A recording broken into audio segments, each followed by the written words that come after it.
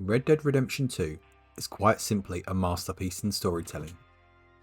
It plunges players all into a gritty, unforgiving world of the American Wild West. The game follows the protagonist, Arthur Morgan, a member of the Vandaline gang, as they navigate through a rapidly changing world whilst on the run from the law. Today we're going to be looking at the Iceberg theory in Red Dead Redemption 2. The Iceberg theory suggests that a writer should only explicitly present a fraction of the story, leaving much of the depth and meaning submerged beneath the surface like an iceberg. It invites you to actively use interpretations and insights to understand storylines. Today we'll be looking at some of the main theories that sit at the higher echelons of the iceberg within Red Dead Redemption 2, some of that are more well known. As we go lower into further videos in Red Dead Redemption 2, some more may result into more of a fan fiction rather than an actual fact. I will try and keep as impartial as possible and try and give as much fact based on theory rather than interpretation. So, with that, let's begin. The Armadillo Curse. There is an eerie feel to the streets that are in an empty save of the town crier who howls for the town being consumed by cholera. Players find out this isn't the first epidemic to hit Armadillo, and in fact the town was decimated a few years earlier by scarlet fever. The only healthy inhabitant of the town is one Herbert Moon, a seemingly average shopkeeper. One look at the portrait of the strange man hanging in his shop's walls quickly nixes this. A letter found on Moon implies that he worships the strange man, akin to a god, hence which he'd been offered a deal with in the first place. After completing Red Dead Redemption 2's ending and beginning the epilogue, players can find a map of Armadillo in the strange man's cabin with a note, "I offered you happiness, or 2 generations, you made your choice." It may be deduced, based on Moon's letters, that he can choose 2 generations, and he's had a daughter and soon a granddaughter as well. With that the end, the bargain fulfilled. The strange man got his dues and took away Moon's happiness. Moon's letter in Red Dead Redemption 2 implies that he enjoyed running his grocery store, and during a dialogue with John, he finds out the cholera outbreak has been hard on business and nobody's been buying from him. Clues point out to people in Armadillo that the people first got sick when Herbert's Moon daughter was born, the beginning of his generational unhappiness. It is possible that the epidemics raged for so long due to Moon's anti-Semitic behaviour towards his daughter's Jewish husband he had forbade them to marry, forcing them to elope together despite his disapproval. 4 years later, during the events of the first Red Dead Redemption 2, the cholera outbreak has ended, around the time when Moon's granddaughter and second generation was born. Although there won't be a solid confirmation from developer Rockstar as to whether this theory is true, there's been enough clues and in-game references to make a strong argument for it. The correlating dates between births of both Herbert's Moon's daughter and granddaughter with the start and end of the plagues in Armadillo are too coincidental to be mere accidents, considering Moon's connection between Red Dead 2's ominous supernatural being, the Strange Man. This, combined with the Strange Man's reported supernatural powers, provided a strong argument for his deal, with Moon being the cause of Armadillo's epidemics. The Strange Man. Quite simply, one of the greatest mysteries in Red Dead Redemption franchise. It is true identity and story behind the Strange Man, and there are significant hints throughout both games. The Strange Man is a supernatural being of some kind, but the names can never spell out exactly who he is. Whilst fans may never have concrete answers about the Strange Man's true identity, most theories result into him being God himself. He knows exactly what people are going to do at what time. He tries to protect his friend from sin. Later, he sends John to the chapel, which is God's house. During their third encounter, John fires 3 bullets, referring to the game's end, where 1 bullet would stand for Uncle, 1 for Abigail, and 1 more for John himself, and the pistol jammed exactly when John wanted to fire 1 more shot, which was supposed to be for Jack. Finally he replied, "Yes, you might have referred to me the word goddamn." Theories all suggest the Strange Man is Death himself. This is strongly implied when a picture in his cabin is taken in the Rockstar Games social website. The picture itself reads, "Serial Killer." The Strange Man's ambiguous interest in John Marston's honour and morality makes it more likely that the Strange Man is Death himself. During their third encounter, The strange man refers to himself as an accountant, which is most likely to be taking note of good and bad deeds. He also enigmatically gets approval from John as to where he will be buried. When asking John about his spot, stating, "Ain't this a beautiful spot?" John unintentionally replies for saying, "Sure." In Red Dead Revolver during the 4th chapter, on a train heading towards Brimstone, Red Harlow does encounter a man, claims to be heading to Brimstone for a job at the local bank. Whilst during the West Elizabeth encounter, the strange man states he is an accountant. This man from Red Dead Revolver somewhat resembles the strange man and is dressed in similar attire. However, this is just a theory. There are many other theories about the strange man, him not just being God or Satan. Others, somewhat, say he may be Cain. For those who are unfamiliar with the Cain story, he is known as the first ever murderer, having killed his brother Abel. As punishment, God curses Cain to walk the earth forever, bearing a mark, so whoever found him would not slay him. This would be the reason why John Marston recognises the strange man, despite having never met him before. It also explains the supernatural happenings that provide more context to when John says, "Damn you," and the strange man responds, "Yes, many have." The final clue that the strange man could be Cain in the epilogue is that Jack Marston can get a dog called Cain, and this will be the link between both. Either way, I do feel this is the greatest mystery across the Red Redemption series, and we will never know the answer. The Third Meteor. There are currently 2 meteorites that have been discovered in Red Dead Redemption 2. Rockstar, however, have confirmed that there are, in fact, 3 meteorites that can be found. In the mission Francis Sinclair, there are depictions of a pyramid with a meteorite passing this. Given this information, players have been searching dry and arid climates far and wide, but no one has yet found them. The only lead that we've found was in Valentine. The Valentine conversation is an extremely rare conversation. The encounter of the town where 2 NPCs, they talk about a girl fishing a rock out of a river. This has led to players finding for a fish the meteorite to interact with thousands of NPCs in an attempt to find this girl. This has led to no avail. The myth still has led claiming the idea that the meteor that rocked the Old West legend is still true. This is still one of the greatest outstanding mysteries in Red Dead Redemption 2. Some do think that the third meteorite is so hard to find because it's been tied to another mystery. Jokes such as Gavin and Princess aside, meteorites have depicted across the Time Traveller with Francis Sinclair's mural. They've been attacked to Egypt. This has led some to believe in a dry desert-like area, but claims of no one's found it. Some just feel it may have been removed content and it's not sitting within the game files, so it still will not be able to be found. For me, this is something that can be found and there will be a trigger in order to initiate this. However, I do feel in 10 years down the line, the intel will explode when we find the third meteorite. The Princess. The story of the hidden princess in Red Dead Redemption 2 is still one of the game's best, most enduring mysteries, even years later. Arthur and the Vandalin gang go through a lot in game, and they take travels all across the West. However, they are not characters who have travelled the furthest in Red Dead Redemption 2. Hailing from Luxembourg, the princess Katerina Ziermeister came across the land that Arthur and Dutch likely know nothing about, although in her country of origin is easily the least mysterious thing about the princess's story in Red Dead 2. There is a missing poster in Van Horn Trading Post. The person in question is Princess Isabel Katerina Ziermeister. I have probably destroyed that name. Who have gone missing as a child around 15 years before the events of the game. Since the search for her has been going on for so long, it's a matter of great importance. Arthur can keep her missing poster on her hand, which seems to be a hint of a mystery for the player to solve. However, no matter where the players have looked, the princess cannot be found anywhere in the game. There are no further clues other than the poster indicating where she would have gone. The game directs players to follow up on this. The game is simply left with no knowledge that the princess has been or where has been missing, where to go or what to complete, and nobody has ever found her since. It's simply an unsolvable mystery in the world of RDR2.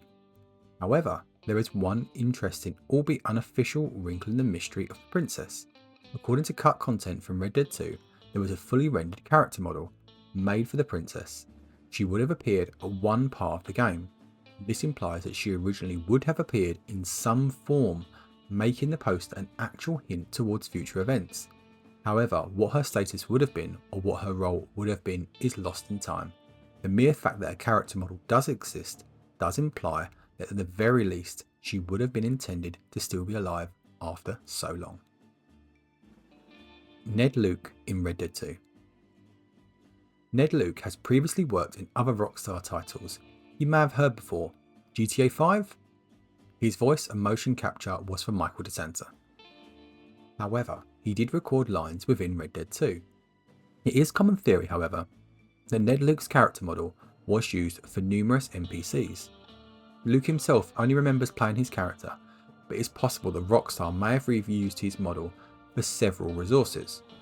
In one of his many tweets, he stated he wasn't sure if they'd cleaned him up a bunch, because later in development, featuring his model faces, implying he did not have full knowledge of the character's future at the time. Random NPCs that have been encountered through the map will sometimes share a resemblance with the actor's facial structure. This is due to the game's AI reusing existing PED models, so when it creates filler characters. But in an interview with a gamer, Ned did talk about the first time he met Roger Clark, who's Arthur Morgan in the game, and when Luke asked Clark about his reply, he said, "Oh, I'm the lead guy," which confused Luke, who wasn't aware that Rob was the secondary protagonist in the prequel, and Luke ended up thinking that Clark didn't really know who he was portraying. Ned looks down throughout the majority of his scene that he has recorded.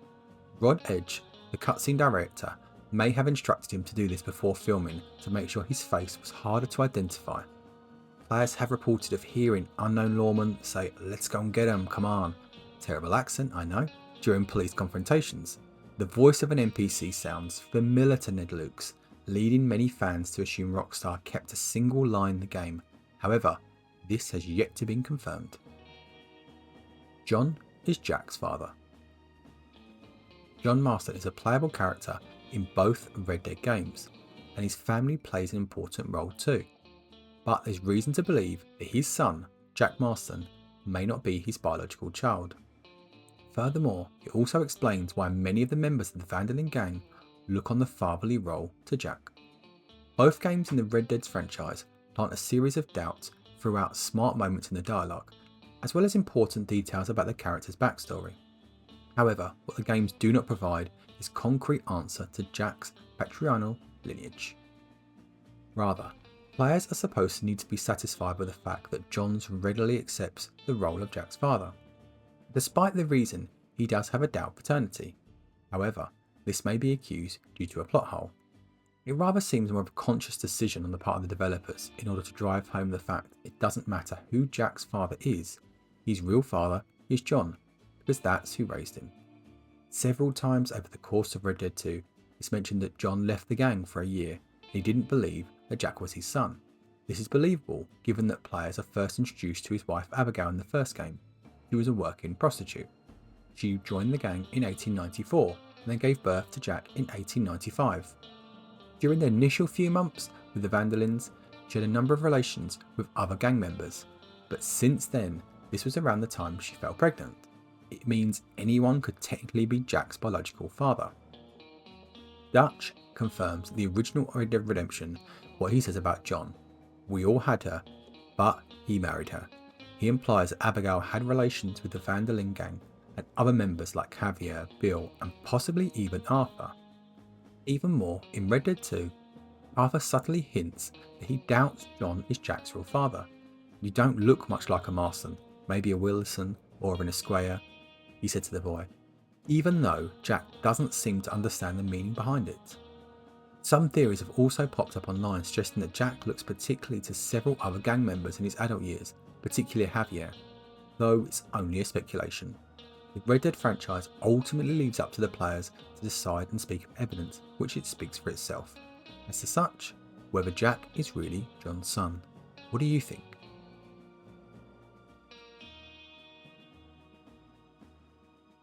Madame Lazar. Little is known about Madame Lazar's past apart from becoming a collector and seller of various items.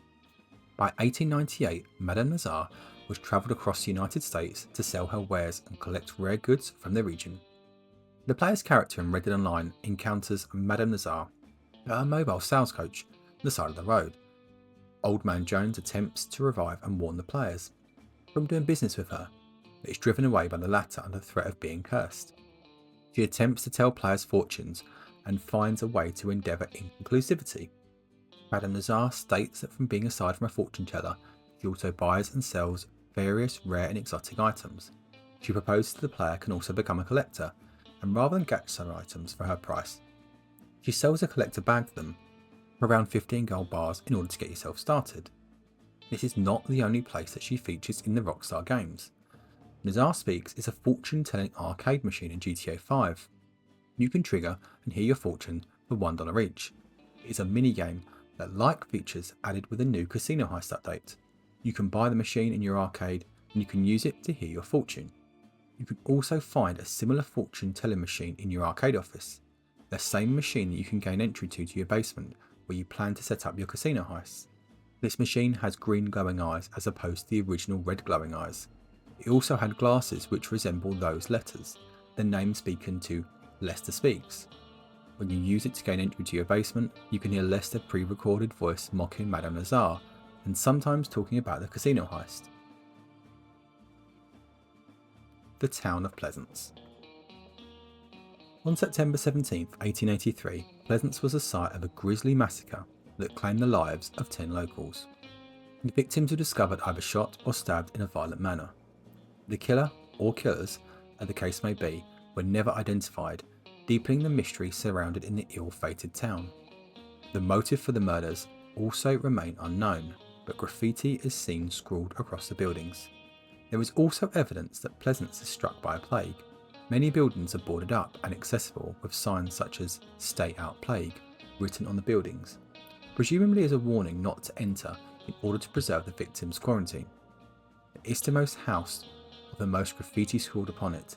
The first inscription reads "Unclean Sinners" on the wall, particularly obscured by a creeping vine, whilst this door is scribbled "Ill with Sin."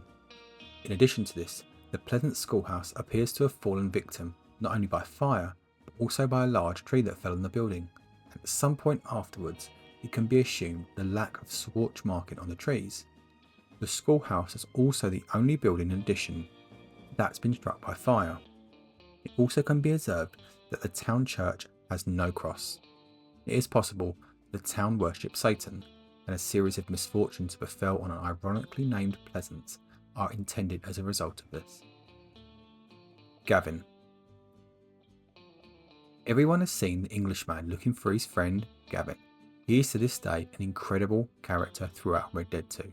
He may only have 5 or 6 lines in the game, but he is a cult hero. Quite simply, he's just around his lines. He is an NPC that can be found both with John and with After, and at times he's shouting out just for his friend Gavin. There are many theories around this NPC, and mostly widely accepted that he himself is Gavin, although when trying to talk to himself, he is named Nigel. His actual model in the game coding is called Gavin. The mystery Gavin could be quite simply a little Easter egg thrown in by Rockstar to tease Red Dead 2 players, and going them on a wild goose chase. Games made by Rockstar tend to have expansive maps and hidden details that lead themselves to myths and mysteries. It's not hard to imagine developers throwing in Nigel for a laugh, knowing there will be fans who will read into far too deeply. Is Nigel simply a delusional fool running around from a big lie? Or is it an unfalling loyal person to go to the ends of the earth to save his friend Gavin? Is there a romantic component to Gavin and Nigel's relationship? Or is it simply a case of friendship gone sour? Ultimately, it's left to the players to decide how they feel about Nigel and his mysterious friend Gavin. River Monster. In Red Dead Redemption 2 files, players can find audio files belonging to an unknown creature in the game world. This is known as River Monster. The audio ranges from bizarre downright eerie. Some of it sounds such as roars, with ships' foghorns blaring, while some of it sounds like growls of a big cat. The foghorn sounds give some insight to what may have inspired the river sounds. The foghorns have given some insights to what may have inspired the river monster's sound. There is no way we can tell for sure what the river monster was actually supposed to look like. Players can find, listening for a ped in the game's files, which have said A_C River Monster 01. However, the PED model was never created, therefore suggesting that the river monster was originally planned, but it was probably cut out earlier in development. It's even possible the challenge of creating a monster itself led to the creature being taken out of the game. However, there are still a few hints players can find in the release and Red Dead 2, which may still lead to that of the river monster's PED model, what he could have looked like. The audio files help infer what he would have looked like. The files themselves sound like a big cat, shade of a lion in the game. The lion is found as part of a stranger mission, but is used down to track a fake lion, which actually turns out to be real. The lion and the river monster don't just share the sound. The files of the river monster reveal that the creature couldn't be picked up or skinned, but it could be looted. The river monster would have dropped crustacean meat, which would nothing else would indicate that it related to crabs. The Red Dead lion also could not be picked up or skinned, but it can be looted. However, dropping its paw would be a trophy that the player can take. This may seem likely that the river monster would also be a unique NPC for one specific quest. The camel also does not exist in the game. This is included in one of Red Dead 2's cigarette cards. It is a similar decision that of River Monster cigarette card in the game was given some insight to that of the possible designs. There are also 3 boat cigarette cards which have sea monsters. One is the schooner card, which shows a ship with large tentacles coming out of the water, probably a reference to the mythical Kraken. The Ballinger whaling vessel also shows a huge whale, which would have been a very different sound to the audio files. The US Frigate card also has a shape in the distance, clearly seeing the Loch Ness Monster, which, judging by the fact it's the only creature shown supposed to live in freshwater, is probably the most likely candidate of the river monster design. The fact the river monster shared the same qualities as the lion in the stranger mission probably means the creature would have been part of a different stranger mission, which was later cut from the game. Between robotic armies and implying time travel in Red Dead 2, the stranger missions tend to have the most outlandish inclusions in the game, so a Loch Ness Monster inspired cryptic wouldn't be out of the question, though it could have been cut for seemingly being too ambiguous and too fantastical. Francis Sinclair. Francis Sinclair is found west of Strawberry in Hawkeye's cabin and serves one of the lesser known NPCs in Red Dead 2. Sinclair initiates the side of the map, Geology for Beginners, in which he invites Arthur to collect 10 rock carvings for a handsome price. These rocks are scattered across different areas of the map, and after collecting all of them, he invites Arthur to come home. However, he's immediately unlike other Red Dead 2 NPCs because of his peculiar experience, body language, and also behaviour. At first glance, most players will automatically immediately notice his attire looking different and ahead of its time, along with his joined hair and predominant birthmark on his right eye. Moreover, he has a thick transatlantic accent and uses slang from the 1920s and 30s. In addition, these rock carvings depict strange phenomena, such as the invention of the wheel, the detonation of a nuclear bomb, and the building of the pyramids. Some also see a man dressed in similar attire to Sinclair. After collecting these rocks, he mentions that he'll be travelling soon, so Arthur should come and see him as quickly as possible. After collecting all the rock carvings, Arthur returns. He asks whether her dead husband is named Francis, but the woman says her husband's name is Tom Sinclair, and Francis is the baby in her arms. The baby is also a redhead and has the same birthmark as the adult Francis Sinclair Arthur met earlier. Arthur tells the woman that he's confused and ultimately leaves the cabin. Beyond this mysterious conversation, a giant poster with a complicated illustrations can also be found inside his house. The rock carvings that Francis wanted Arthur to collect across the vast landscape in Red Dead 2 depict some of the most important events in human history. Others show unusual scenes like a giant aircraft which could point out to an alien invasion. Also a humanoid figure with wings which resembles Francis Sinclair. In addition, Francis could also be Craft, the deity worshipped by Epsilon Program, a religious cult in the GTA series. The follower of the cult believed Craft is the emperor of the fourth paradigm, and the people in the same birth birthmark as his descendants. The most mysterious detail about this strange Red Dead 2 character is the mural of the wall in his hut. The poster shows a man nearly identical to Sinclair in the centre. He's seemingly stepping into a portal. The man in the picture is surrounded by the Sphinx and the pyramids of Giza on one side, and tall skyscrapers on the other. Much of these scenes depicted in the rock carvings. These details point to the front that Sinclair is a time traveller who went back to the time of his birthplace. However, Red Dead 2 leaves a lot of questions unanswered about this potential time traveller. Most importantly, nobody knows who placed the carvings at the first place, why Arthur was sent to collect them. When Arthur returns to the Sinclair hut, the poster on the main wall is visible to everyone, including Mrs. Sinclair. Surely she should be aware of the poster, but seems unbothered by it, suggesting she knows who her baby will grow up to be. Undead Nightmare. The undead, like the name implies, are deceased people summoned back to life with an ancient Aztec mask by Abraham Reyes. He found the mask in the catacombs under Escala.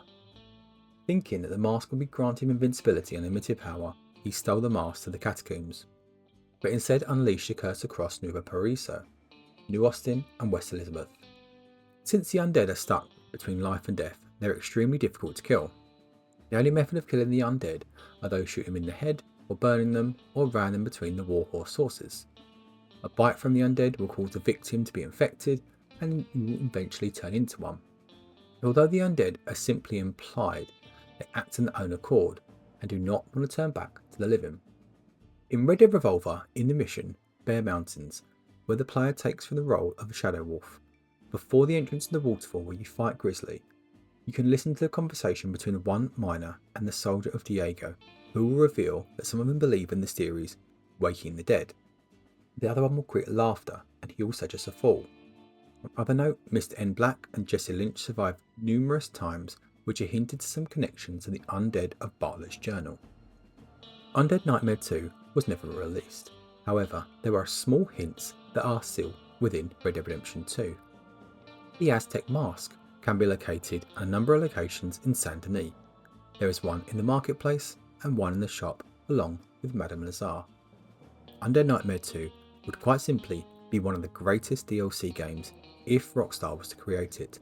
However, due to the lack of time and investment from Rockstar, with GTA 6 coming up, I feel that it has been put on the sidelines. The Sandin Vampire. The vampire can be found sucking blood from one of his victims in an alleyway. It is in the southeastern part of Saint Denis. Along with the other players, they found and inspected 5 mysterious writings on the wall in the city. Finding the vampire, the player can also either antagonise him or defuse him in this situation. Regardless of the player's choice, the vampire will attack the player with an ornate dagger which will kill them in one hit. Looting the vampire will reward him with 2 bat wings and a piece of stringy meat. Additionally, the player can collect the ornate dagger, which the vampire uses to attack. If the player hogties the vampire with a lasso and cuts him loose, the vampire will continue to attack and knock them dead with a single punch. The Curse in Valentine. The town of Valentine has reported a number of strange sights and sounds in recent years, and residents speak of the curse that has fallen upon the area. Spectral canoes have been seen on the water, and the cries of mourning Indian mothers have been heard at night. At sometimes, usually on windy, starlit evenings, piercing cries are heard from the distance. Residents claim this is due to the Indian family murdered years ago, with a treasure that can be found. The reports are uncanny and yet to come from several sources. The prevalence of Indian artifacts around town have also been increased the locals' excitability. Players have found the curse mentioned in several places throughout the town. The curse is brought up in conversation by the gunsmiths R. L. Dalton and Jacob Worth, the owner of the Worth General Store. Conversation has been taking place between Karen and Mary Beth, also at Horseshoe Overlook. This mentions the curse had been put on the town by the last remaining Native American in the country after the massacre. A camper of the game also mentions a painting of the massacre that can be found in the game files, but it has been cut from the final release. It shows Connolly's massacring the natives, alluding back to the conversation between Karen and Mary Beth. Karen also mentions an owl or an eagle at a grave, possibly by reference to that of the eagle that lands on the grave of Arthur Morgan with his high honour ending. Herbert Moon. Herbert Moon is the owner of the general store in the town of Armadillo in Colorado Springs, New Austin. He had a brother called Francis who died on 23rd of May 1897 and is buried in Cooch Chapel Cemetery. With his tombstone, he says, "Always took a joke too far." Herbert also had a daughter named Herbetta, whom he disowned after she married a Jewish man named Isaac Solomons and dedicated herself to helping the poor sell groceries. Herbert refers to himself as Armadillo's first citizen. It's unknown if he's meant to be the most important citizen or literally one of the founders of Armadillo, which is certainly possible given his age. Moon is notable for his constant and unabashed anti-Semitic rhetorical, often greeting his customers and asserting no other way than his Jewish mate.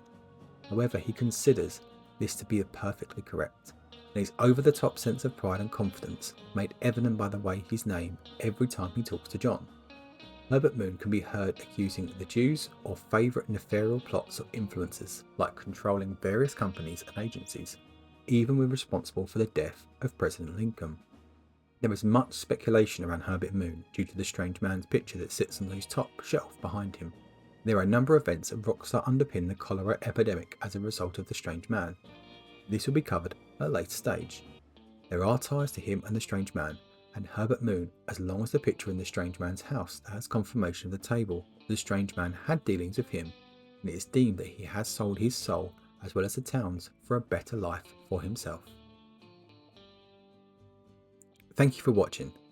As I said, we have covered only a small segment of the Iceberg in Red Dead Redemption 2. In further videos, I will cover further mysteries and further details as we delve further into the Red Dead Redemption 2 Iceberg. Thanks for watching.